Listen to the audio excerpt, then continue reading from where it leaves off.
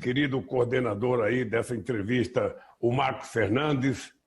Quero cumprimentar todos os companheiros que estão trabalhando nessa entrevista e certamente quero cumprimentar todo mundo que vai e que está assistindo a nossa entrevista no site Guancha. Quero dizer ao Eric Lee que a única coisa que vale nessa entrevista é a ideia de que é proibido proibir. O tema que ele quiser. E eu, se souber, responderei tudo. Se não souber, eu peço desculpa. We've been reading this amazing story. Sabe, temos lido essa história incrível sobre uma pequena cidade no Brasil chamada Serrana, que vacinou, eu acho, a maior parte de sua população. Conte-nos sobre essa história. Tell us, do you know about the story there? Eu já fui vacinado pela Coronavac. Vacina chinesa, já tomei as 2 doses. Espero que esteja totalmente imunizado. Nós temos um problema no Brasil, primeiro, que foi a irresponsabilidade com que o nosso governo tratou a questão do coronavírus. Ou seja, desde o surgimento da primeira vítima, do primeiro contaminado na China, e desde o primeiro vírus que chegou na Europa, o Brasil poderia se precavido, o Brasil poderia ter se precavido, o Brasil poderia ter montado um comitê de crise, o Brasil poderia estar preparado para cuidar melhor do povo brasileiro. Acontece que nós tivemos nós temos um governo que não acredita no coronavírus, que disse que era apenas uma gripezinha, que passou o tempo inteiro recebendo ordens do presidente Trump dos Estados Unidos, desafiando os chineses, culpando os laboratórios chineses, culpando a vacina chinesa, dizendo que a vacina chinesa não valia absolutamente nada e não comprou nenhuma vacina durante muito tempo. Ou seja, quando o Brasil começou a comprar vacina, o Brasil já estava tomado pelo coronavírus, já tinha muita gente, acometida do vírus e, portanto, o Brasil está pagando hoje o preço da irresponsabilidade. Agora, nós temos novidades no Brasil, porque alguns estados estão trabalhando paralelo à vontade do governo federal e a cidade como Serrana, pelo que eu tenho acompanhado na imprensa, é uma cidade que resolveu vacinar todo mundo, pelo menos com meia dose da vacina. Há uma aceitação dos médicos da cidade e me parece que eles estão colhendo os bons resultados. O dado concreto, Eric, é que o mundo provou, a ciência provou, a Europa, a China e outros países mais responsáveis provaram de que a melhor solução para ter enfrentado o coronavírus era o isolamento social e depois era a vacina. Ou seja, como é que pode um país do tamanho da China, de quase 1 bilhão e 400 milhões de habitantes, ter apenas 103 mil casos e praticamente 4.864 mortes? Como é que pode o Brasil ter 17 milhões de casos e 491 mil mortes? Só ontem morreram mais 2.760 pessoas numa demonstração de irresponsabilidade. Portanto, eu quero dar parabéns aos governos que foram responsáveis, quero dar parabéns ao governo chinês, aos médicos responsáveis pela saúde sanitária, da China, que cuidaram, muito bem do povo chinês, que evitaram, que o coronavírus se espalhasse por todo o país e evitasse a quantidade de mortes que nós tivemos no Brasil. Então, o nosso problema no Brasil foi só de irresponsabilidade do governo, que brincou o tempo inteiro com a crise do coronavírus.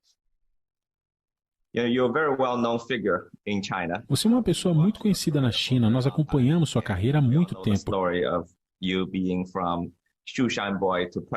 E todos nós conhecemos sua história de menino pobre a presidente e agora de prisioneiro a homem livre. Então, como foi ser preso depois de ser presidente do Brasil? Como foi estar na prisão? Olha, Lee, primeiro a minha história é a história de milhões de brasileiros. Eu sou filho de pequenos agricultores de uma região muito pobre do Brasil, que é o Nordeste brasileiro. Eu vim para São Paulo, que era o centro industrial e o estado mais desenvolvido do Brasil.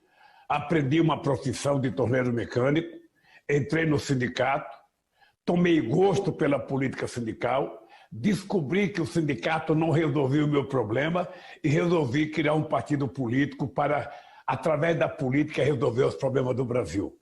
Criei um partido e, com apenas 20 anos da existência do partido, eu me tornei presidente da República com a ajuda do povo brasileiro.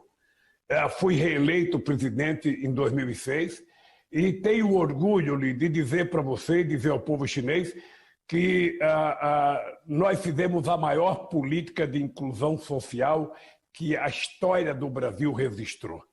Nós tiramos 36 milhões de pessoas da miséria, elevamos 40 milhões de pessoas para um padrão de classe média, nós fizemos mais universidades, sabe, em toda a história do Brasil, nós fizemos mais escolas técnicas do que toda a história do Brasil, nós aumentamos o salário, sabe, em 74%, nós geramos 22 milhões de empregos, quando a Europa desempregou quase 100 milhões de pessoas.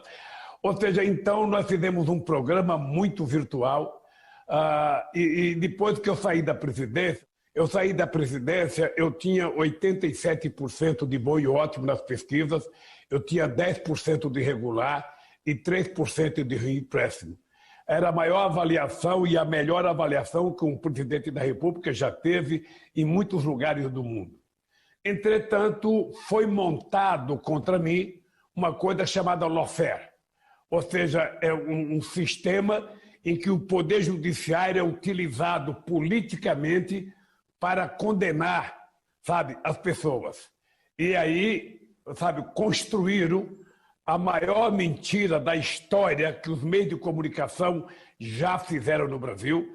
Não tem na história do Brasil, em 500 anos, nenhum político que foi agredido durante 4 anos seguidos, com muitas mentiras, com muitas inverdades, com muitas invenções, sabe? E aí resolveram me prender. Eu poderia ter saído do Brasil, Lee. Eu poderia ter ido para a China. Eu poderia ter ido para Cuba, eu poderia ter ido para outro país qualquer. Eu não quis ir, eu quis ficar no Brasil porque eu já tinha provado a minha inocência e eu queria que eles provassem a minha culpa. Hoje, o que acontece? Hoje eu estou livre, nós já provamos que o juiz que me julgou era um juiz parcial, que ele já tomou uma atitude de me condenar politicamente. Nós já provamos que o Ministério Público estava a serviço do Departamento de Justiça dos Estados Unidos, que estava interessado, sabe, em destruir a legislação que nós fizemos para regular a Petrobras, porque em 2007 nós descobrimos a maior jazida de petróleo do século XXI. Uma jazida muito grande de petróleo, fizemos uma regulação para que o petróleo fosse do povo brasileiro. As petroleiras do mundo nunca aceitaram isso, então era preciso tirar o governo do PT, porque nós tínhamos criado um protagonismo internacional, nós tínhamos criado o Mercosul, nós tínhamos criado a Unasul, nós tínhamos criado a CELAC, nós tínhamos criado os BRICS, nós tínhamos criado o IPSA, ou seja, nós mantivemos uma relação extraordinária com o mundo inteiro e o Brasil estava virando protagonista internacional junto com a China, junto com a Rússia, junto com a Índia. Ou seja, a gente passou a ter muita importância política. Então era importante tirar o PT do governo e era importante encontrar alguma coisa para poder prender o Lula. Inventaram todas as mentiras de corrupção. Eu nunca me preocupei porque eu tinha consciência da minha inocência. E hoje eu estou aqui e eu tenho certeza que eu vou dizer para você, Eric, é o seguinte, eu sempre estive com a minha consciência mais tranquila, sempre tive um sono melhor do que aqueles que me julgaram e aqueles que me acusaram.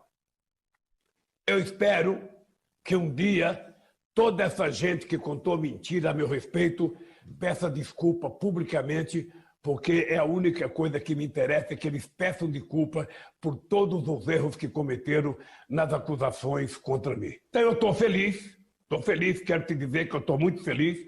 Eu sou um homem de 75 anos de idade, tenho muita energia, muita disposição política e tenho muito, mas muita disposição de reconquistar a democracia para o nosso país nas eleições de 2022.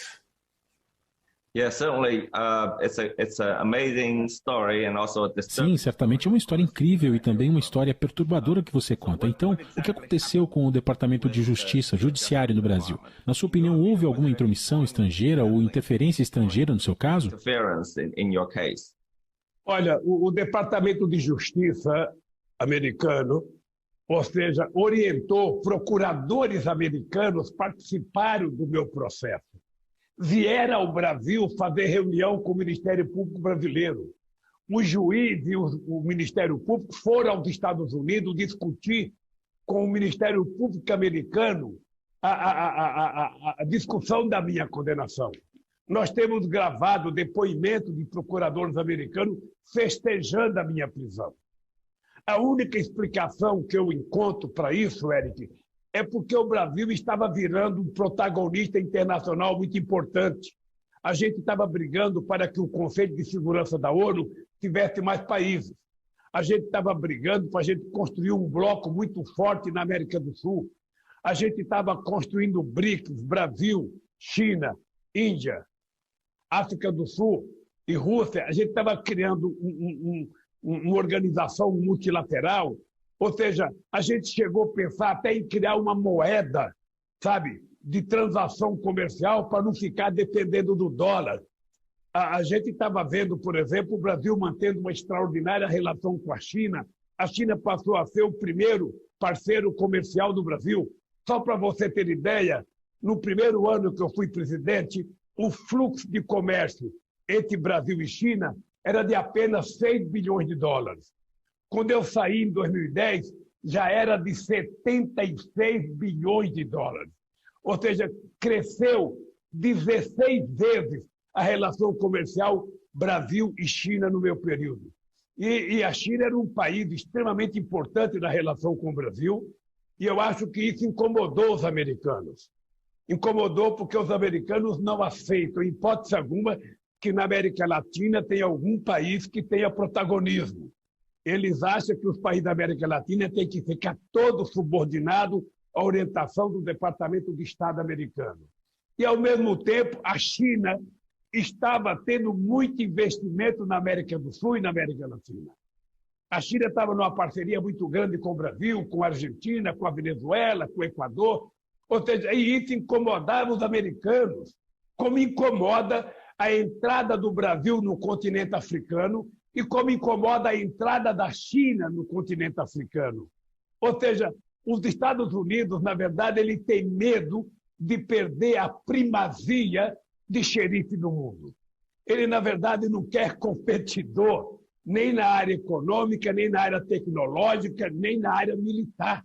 E o dado concreto é que o Brasil estava crescendo, o Brasil estava virando protagonista internacional, a China tem crescido e hoje, sabe, é um dos países que tem o PIB mais alto do mundo. A economia chinesa passou a economia americana e agora eles estão preocupados com, sabe, a evolução chinesa na questão do armamento, na questão do espaço. Então, os americanos ficam inquietos, porque eles estão acostumados desde a Primeira Guerra Mundial, a ser os donos do mundo. Então, isso é a explicação que eu tenho para o que aconteceu com o golpe na presidenta Dilma Rousseff, para o que aconteceu com a minha prisão e todas as mentiras contadas contra o PT. É a única explicação que eu encontro ali, é essa. Os americanos sempre tiveram ingerência na política latino-americana.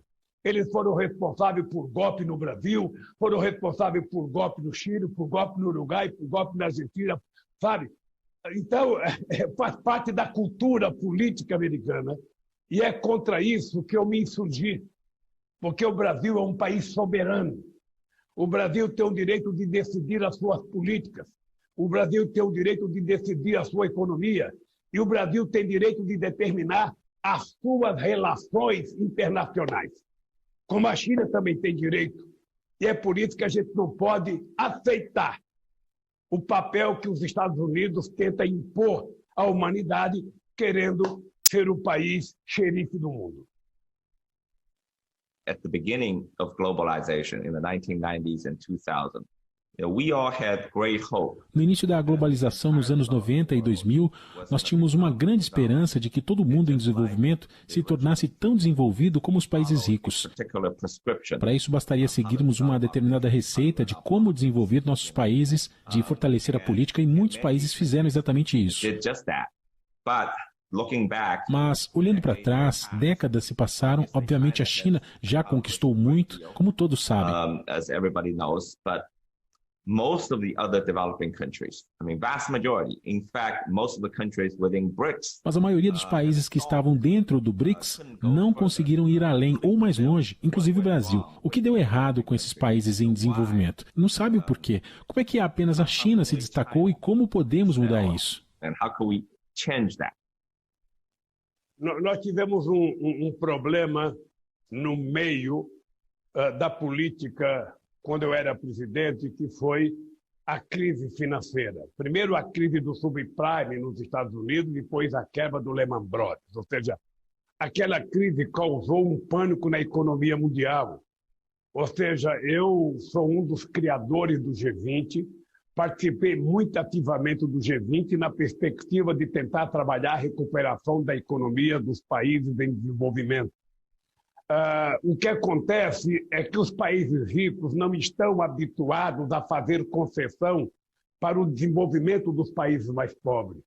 Eu lembro que na reunião de Londres que nós fizemos do G20, eu fiz uma proposta que nós tínhamos que aproveitar a crise de consumo nos países ricos para que a gente pudesse fazer investimento nos países pobres, sobretudo nos países africanos, para que eles pudessem fazer desenvolvimento tecnológico, para que pudessem virar consumidores e para que pudessem reativar a economia do mundo. Ou seja, isso não foi possível. Nós tentamos mudar as regras do FMI, tentamos mudar as regras do Banco Mundial, e é muito difícil mudar, porque quem manda é a Europa e os Estados Unidos. Então, ficou muito difícil. Por que a China fez isso? Porque a China tem um partido, a China é resultado de uma revolução, sabe, de 1949, do Mao Tse-tung, e a China tem um partido que tem poder, que tem um Estado forte, que toma decisões e que as pessoas cumprem, coisa que nós não temos aqui no Brasil. Nós tivemos um golpe na Dilma Rousseff, na nossa presidente, por conta de uma mentira. Ou seja, a elite financeira dos nossos países, elas têm muita ingerência na política e é preciso que a gente os enfrente para mostrar que o Estado tem que ter um papel importante. Muitas das políticas sociais que o povo precisa só podem ser feitas se o Estado for forte, só podem ser feitas se o Estado tiver comando. E, lamentavelmente, nos países da América Latina e nos países do terceiro mundo, o Estado está cada vez mais fraco, estão cada vez mais privatizando as empresas públicas, estão cada vez mais privatizando aquilo que deveria ser papel do Estado. Por exemplo, a China, ela só conseguiu combater o coronavírus com a rapidez que ela combateu porque tem um partido forte, porque tem um Estado forte, porque tem pulso, tem voz de comando. Nós não temos isso aqui no Brasil. Nós não temos isso no Brasil, não temos isso em outros países. Portanto, eu acho que eu sonhava muito com os BRICS. Eu sonhava muito. Eu pensava muito grande na minha relação com a China, na minha relação com a Índia, na minha relação com a África do Sul e na minha relação com a Rússia.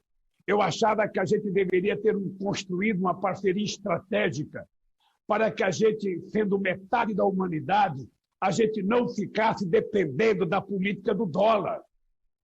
A gente não precisasse do dólar para a gente fazer o nosso comércio exterior, para que a gente pudesse fazer parceria no desenvolvimento tecnológico. Nós estávamos construindo uma parceria com a China, sabe, de fazer os nossos foguetes para, sabe, vigiar os nossos países, vigiar o nosso planeta. Eu acho que a China evoluiu de forma extraordinária, porque a China acreditou que, além de ter um partido forte, a China tinha que ter muito investimento em educação, foram milhões de jovens chineses que viajaram pelo mundo afora para se formar, para aprender. E é por isso que a China deu um salto extraordinário de qualidade. Ou seja, na década de 80, quase todas as empresas da Europa e dos Estados Unidos iam fazer investimento na China.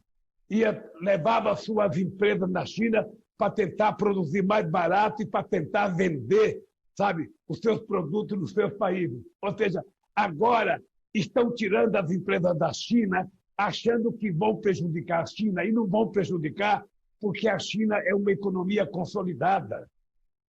E é um povo que sabe o que quer. E é um povo... Eu tive a oportunidade, Eric, de ir a Xangai, sabe, e a Pequim. Ou seja, a evolução que os chineses tiveram nos últimos 20 anos foi uma coisa extraordinária. E isso só é possível pela organização política chinesa. Só é possível, sabe, com muita competência, com muita cultura, com muito investimento e com muito conhecimento científico e tecnológico. Então, Eric, eu acho que a China é um exemplo, sabe, de desenvolvimento para o mundo. É um exemplo de desenvolvimento para o mundo e eu espero que outros países, sabe, aprendam a lição com a China para que a gente possa, sabe, ser mais rico, ser mais forte, ter mais distribuição de riqueza e ter um mundo mais humano. Eu trabalhei muito com o Hu Jintao, a necessidade de uma relação sul-sul, sabe, não ficar dependendo do norte como nós somos dependentes. Lamentavelmente, a gente não conseguiu chegar lá, mas eu tenho muita fé e muita esperança que nós vamos conseguir fazer isso a partir de 2022. Many things are happening. What's happening in Colombia. Muitas coisas estão acontecendo. A situação na Colômbia, que acabou de acontecer no Peru e também agora no Brasil. Os ventos estão mudando. Quais os efeitos dessas mudanças? And how are we going to affect those changes? Eric, eu sempre digo que aqui na América Latina, e sobretudo no Brasil, os meios de comunicação deram uma contribuição muito grande para o golpe que aconteceu no Brasil, para a derrota da Cristina Kirchner, ou seja, nas eleições da Argentina, há 4 anos atrás, para o golpe contra o Evo Morales na Bolívia, e no Peru nós tivemos 4 presidentes em pouco tempo. Então, eu quero te dizer que as coisas estão mudando.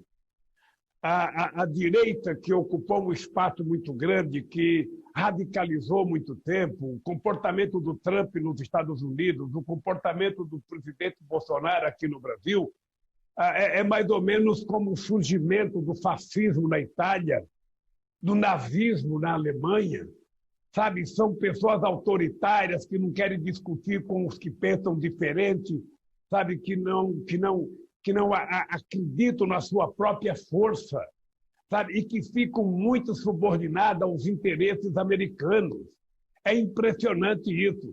Então, o que está acontecendo? A sociedade está descobrindo que somente ela é capaz de construir um país livre e soberano que ela precisa. O Brasil é um país muito grande. O Brasil tem 8,5 milhões de quilômetros quadrados. O Brasil tem 12% da água doce do planeta. O Brasil é muito grande. O Brasil tem que ser soberano. O Brasil tem que ter relações livres com todos os países, como a China tem que ter relações livres. Por exemplo, quando o Hu Jintao esteve no Brasil, em 2008, eu reconheci a China como economia do mercado. Sabe? Muitos empresários aqui no Brasil não gostaram.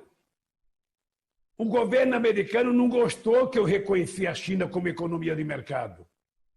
Sabe? Mas eu reconheci porque eu preferia a China, sabe, nos fóruns multilaterais, debater de igualdade de condições conosco. Eu não queria a China marginalizada. Então, eu acho que nós estamos recuperando, porque o que aconteceu nos últimos 6 anos ou 7 anos na América Latina, o retrocesso que houve com o crescimento da direita está desgastando muito a sociedade. Está desgastando muito. As pessoas estão percebendo que não é possível fazer política com ódio que está acontecendo no Brasil. As pessoas estão percebendo que é preciso fazer política, sabe, da forma mais tranquila, da forma mais serena, sabe? As pessoas podem ter divergência, mas a divergência política não pode virar ódio. No nosso continente, que tem eleições a cada 4 anos, é normal que um perca, o outro ganha, mas que a gente não possa fazer a radicalização a ponto de transformar o outro partido que ganhou, que perdeu, em inimigo. E a gente não era assim, a gente ficou assim depois dos últimos 4 anos, depois do golpe na presidenta Dilma, depois da eleição do Trump e depois dos golpes na Bolívia. Graças a Deus a Bolívia votou, a Argentina votou, o Chile teve uma participação extraordinária, sabe, do povo chileno votando maciçamente na Constituinte e deixando a direita marginalizada. E nós estamos vendo o que aconteceu no Peru agora. Eu acho que no Brasil vai acontecer a mesma coisa. Acho que os setores democráticos, progressistas de esquerda do Brasil vão reconquistar a democracia para fazer o Brasil voltar a ser um país respeitado, um país desenvolvido e um país gerador de riqueza.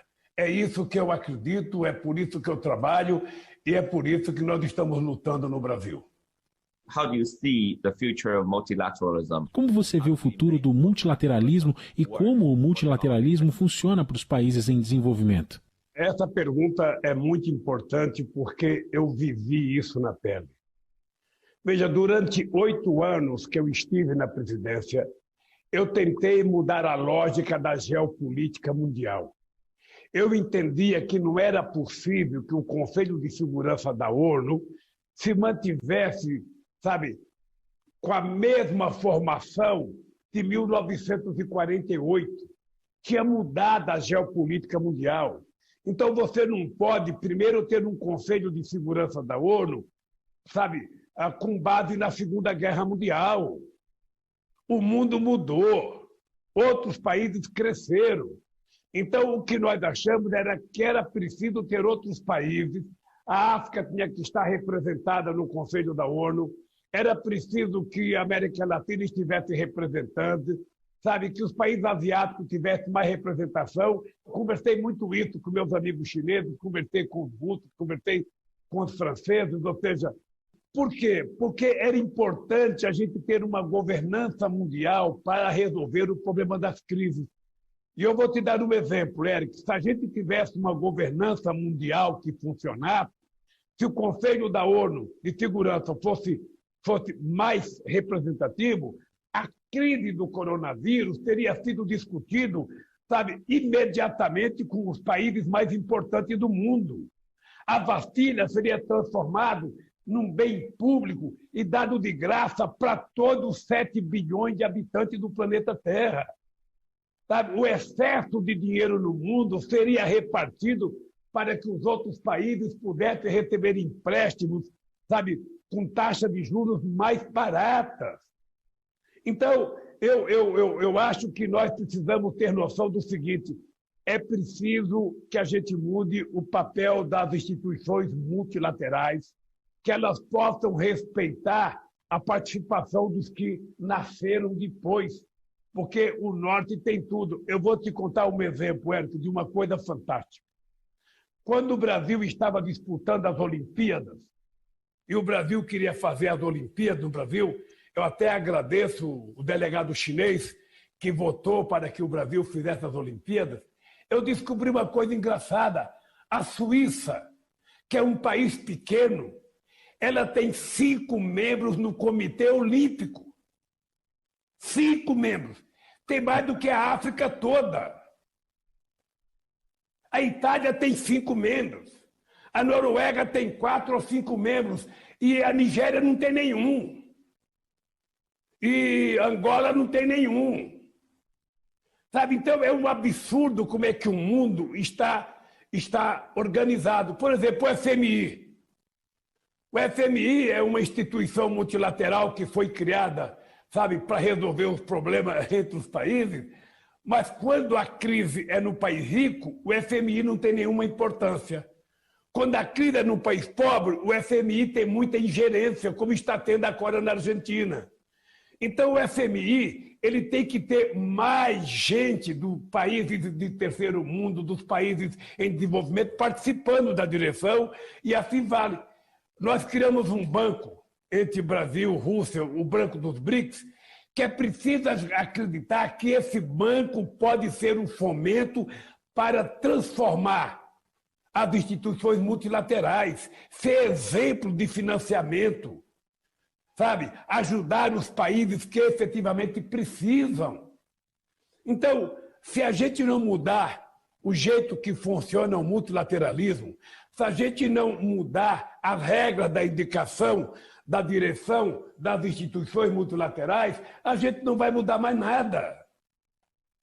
Sabe? A China não pode ser tratada como se fosse um país pobre. O Brasil, em 2008, Eric, era a sexta economia do mundo. Entretanto, a gente não era membro do G7. A gente não era membro do G8. Sabe? Porque tem o Clube dos Ricos. O Clube dos Ricos não aceita a participação dos pobres. Sabe? Isso acontece numa família chinesa, acontece numa família brasileira. Aqueles que vão ficando ricos vão esquecendo dos pobres e marginalizando os pobres. As pessoas precisam compreender que o Brasil não é um país pobre, apesar de ter muita pobreza. O que tem no Brasil é má distribuição de riqueza. A China não é um país pobre, porque tem muita gente pobre ainda na China. A China é a maior economia do mundo. E ela tem que ser vista assim. Não pode achar que o clube do G7 é que manda no mundo. É preciso que todos os países, do menor ao maior, possam participar em igualdade de condições. E eu acho que a relação dos BRICS, a relação Sul-Sul, é uma necessidade para equilibrar a geopolítica mundial. E a nossa relação é que não pode ser apenas uma relação econômica, mas também a evolução da relação cultural, da relação política, dos convênios entre os institutos de desenvolvimento, dos convênios entre as universidades, as parcerias científico-tecnológicas, para que todo mundo tenha a chance de crescer, de aprender e de se desenvolver. Porque a gente não pode passar mais 500 anos com a África sendo a parte pobre do mundo.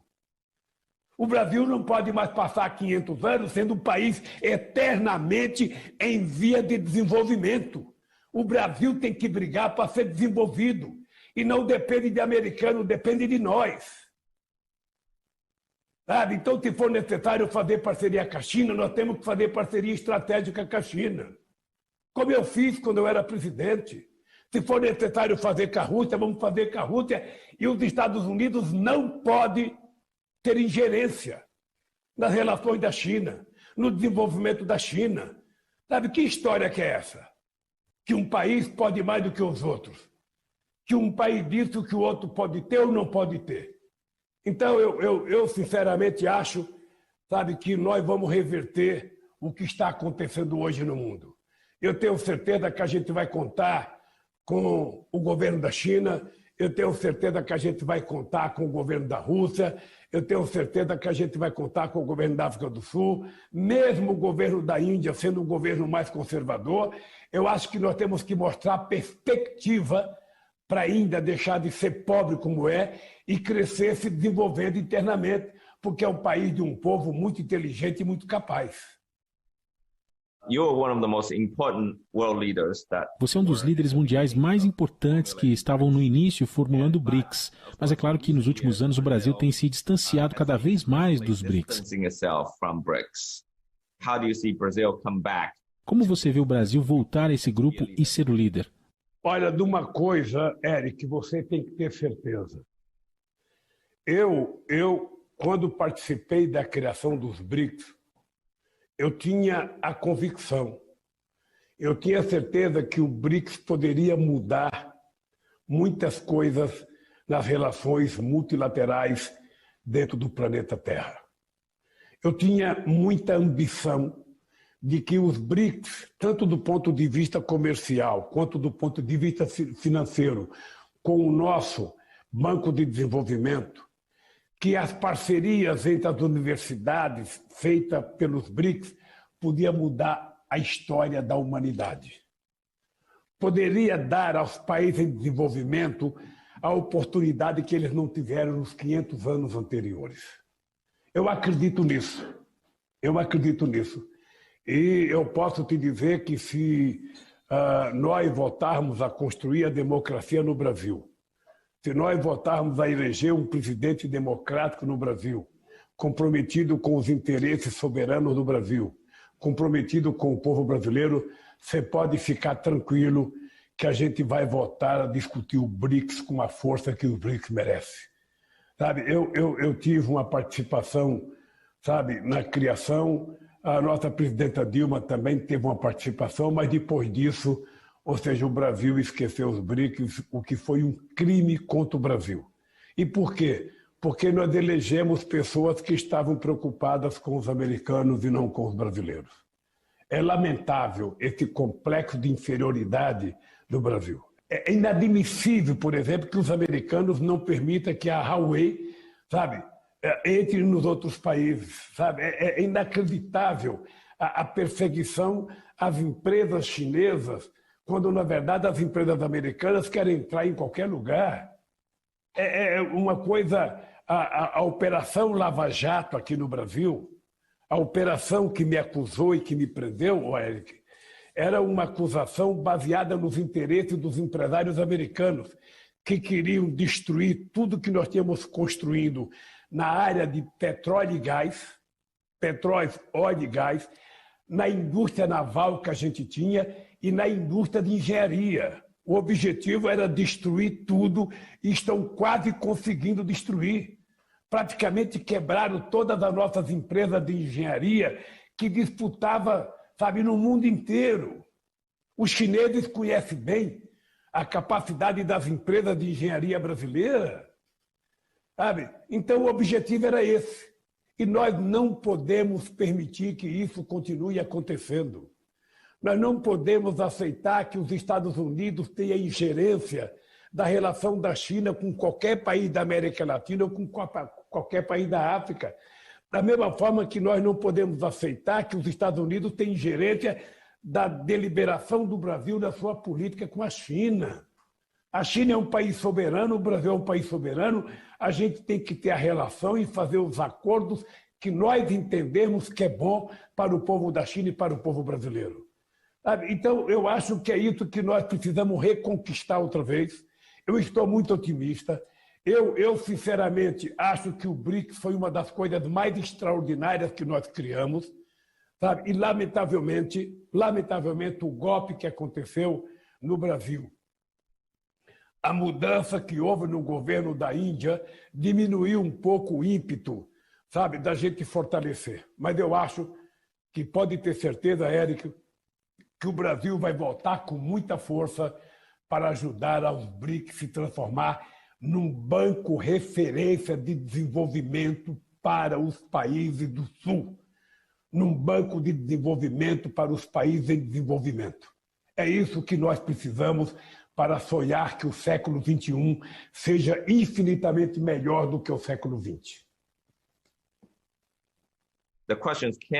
A questão é, podemos nós, os países em desenvolvimento, fazermos melhor do que os países desenvolvidos? Como podemos fazer melhor? Como você faria melhor? Esse eu acho que é o grande tema das próximas décadas. É como transformar a riqueza produzida nos países num bem de todos e não num bem de poucos. Né? Quando eu fui presidente do Brasil, Eric, nós fizemos a maior transferência de renda que o povo pobre conheceu. Em 2012, o Brasil foi considerado fora do mapa da fome, porque nós acabamos com a fome no Brasil. Nós geramos 22 milhões de empregos, como eu te disse na outra pergunta, enquanto a Europa tinha 100 milhões de desempregados, nós geramos 22 milhões de empregos formais. É verdade que os ricos também cresceram, mas pela primeira vez na história do Brasil, a renda dos pobres cresceu 15% a mais do que a renda dos ricos. Foi a primeira vez que isso aconteceu. As pessoas têm que saber que se eu voltar a governar esse país, nós vamos ter que fazer uma política tributária para que os ricos paguem mais imposto, para que a gente possa ter mais benefício e distribuição de mais riqueza para o povo pobre. O povo pobre é que tem emprego, ele quer ter casa, ele quer estudar, ele quer ter lazer, ele quer ter acesso à cultura. É o mínimo que o Estado tem que oferecer para eles. O que você não pode é viver num país em que tem milhões dormindo na rua e tem meia dúzia vivendo uma vida, sabe, poderosíssima. Eu vi esses dias numa revista, numa entrevista, que o dono da Amazon, ele comprou um iate de 400 milhões de dólares. Ora, como é que pode um cidadão comprar um iate de 400 milhões de dólares diante da fome que nós temos no mundo? 1 bilhão de pessoas vão dormir toda noite sem ter o que comer. Nos Estados Unidos tem gente dormindo na rua. Então eu fico feliz quando eu vejo o Biden dizer que vai aumentar o imposto para os mais ricos. A Argentina, sabe, o Alberto Fernandes acabou de criar o imposto para os mais ricos. E aqui no Brasil nós vamos ter que criar. Mas não é só criar o imposto, é distribuir corretamente o dinheiro para que todos possam sobreviver dignamente. Você não pode ter uma diferença entre o primeiro salário e o último salário. Tem que estar mais próximo. E somente o Estado é que pode fazer isso. Somente o Estado é que pode criar uma certa equidade entre os seres humanos, dar a mesma oportunidade de escola, a mesma oportunidade de saúde, a mesma oportunidade de emprego, a mesma oportunidade na universidade. É o Estado que tem que fazer isso. Por isso que eu não sou defensor do Estado fraco. Eu não sou defensor do Estado mínimo. Eu sou defensor do Estado justo, forte, que possa garantir que todos os cidadãos de um país têm o direito. Sabe? Então, as pessoas sabem que se eu voltar a ser presidente do Brasil, nós vamos fazer mais justiça social, nós vamos fazer mais distribuição de renda e nós vamos efetivamente falar alto e bom som. Quem ganha mais, paga mais. Quem ganha menos, paga menos. Mas todos têm o direito de tomar café, almoçar, jantar, ir para a escola, ir para o teatro, ir para o cinema, levar a família para passear. É o mínimo que nós queremos para cada ser humano que vive no planeta Terra. Então é preciso que a gente brigue contra a acumulação de riqueza e, ao mesmo tempo, a gente faça mais distribuição de riqueza. Eu tenho certeza, sabe, que novos tempos irão surgir no mundo, porque nós não podemos continuar com a acumulação de riqueza que está agora. Nós não podemos continuar, ela é benéfica à humanidade. Agora mesmo, na questão da vacina, você está percebendo a briga dos laboratórios, cada um querendo ganhar mais dinheiro, e tem poucos laboratórios preocupados com o povo mesmo. Ou seja, a pessoa tem que ter direito à vacina independentemente se o país tem dinheiro para comprar ou não.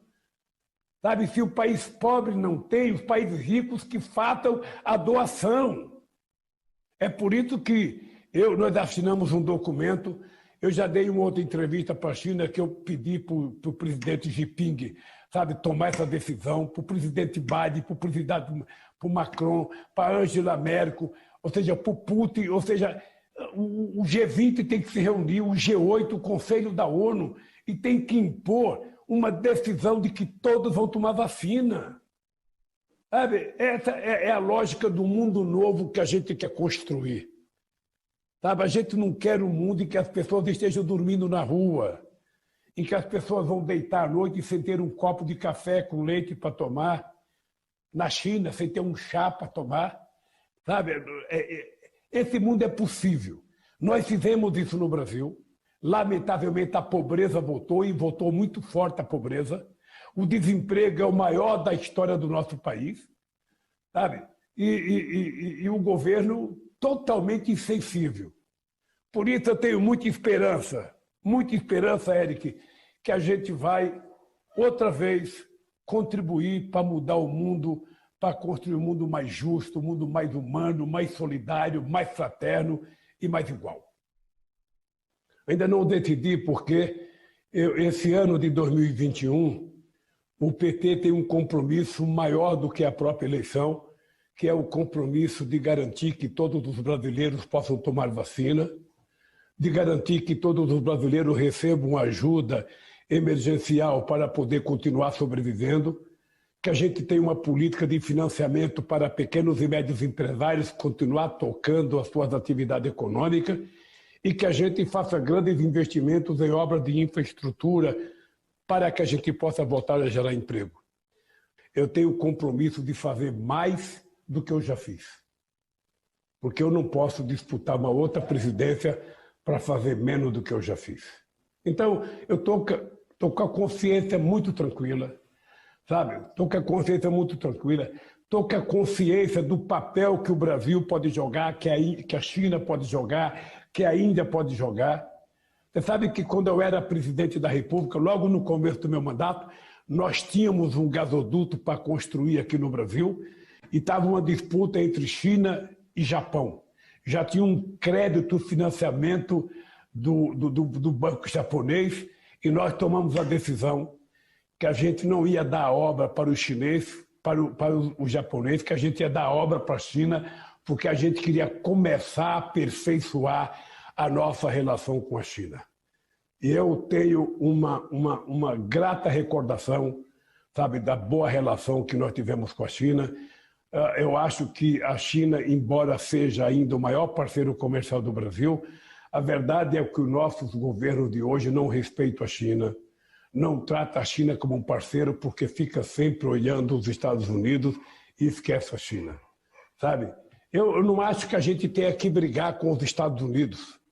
A gente tem que manter uma boa relação com os Estados Unidos, mas eu quero ter a mesma relação com a China, eu quero ter a mesma relação com a Rússia, eu quero ter a mesma com a Nigéria, com Angola, com a África do Sul, eu quero ter a mesma com a Malásia. Ou seja, que história que é essa dos americanos ficarem preocupados que os chineses estão preparando vários países na Ásia, se armando, sabe, se preparando militarmente? Ora, é só pegar o orçamento militar dos Estados Unidos para a gente perceber que eles não têm, sabe, condições políticas de criticar ninguém.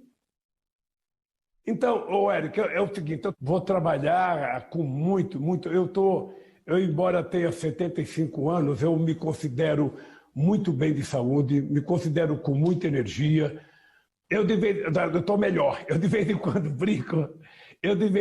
brinco que eu quero viver 120 anos. A ciência diz que o homem que vai viver 120 anos já nasceu.